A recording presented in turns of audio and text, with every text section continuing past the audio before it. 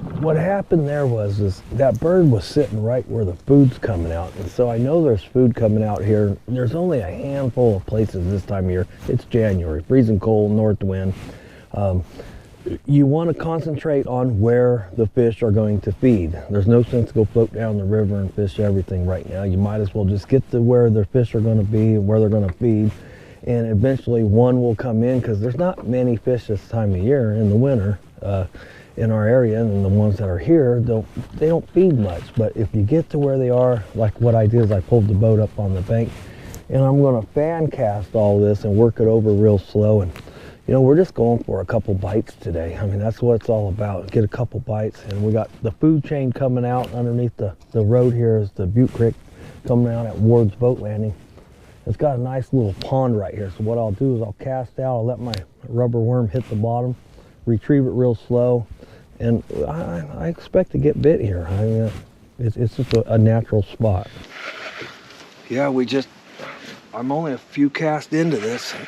Here we go. There you go, Robbie. I mean, look at that bass. It's January. There ain't nobody fishing. It's freezing. Everybody's duck hunting in that.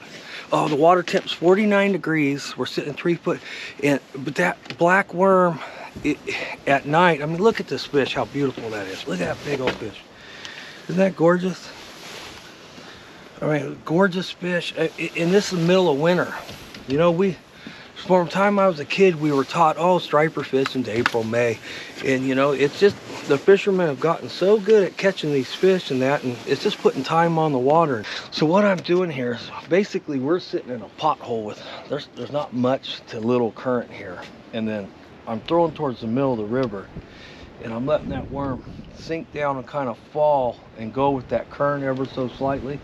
Biggest mistake people make, they throw down current and reel back up, and the worm just goes straight to the top. But when you can get this slow curve and get that presentation where you throw out and the current takes it, and you're just reeling it along with that current, it's such a natural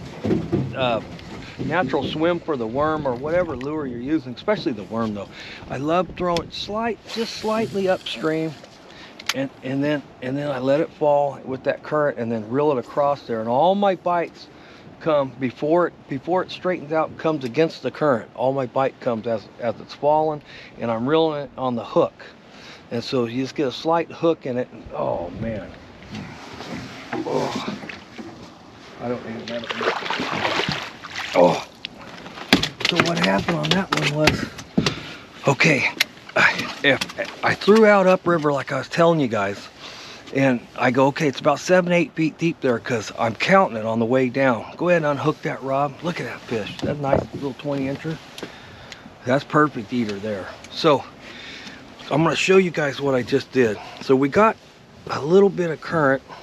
When your worm gets bad, you got to pull it up past the knot. But let me show you what I just did, and it was picture perfect. So I'm going to throw out upstream just slightly, and I'm going to count 1, 2, 3, 4. Okay, it hit on 4, and I was reeling halfway back, and then I'm going to count again. 1, 2, 3, 4, 5, 6, 7, 8, 9, 10, 11, 12, 13, 14, 15. There it is. And when I threw on that shelf and I came over that, and I was bringing it as it was falling, wham, there it was. It was, you know, there it was again.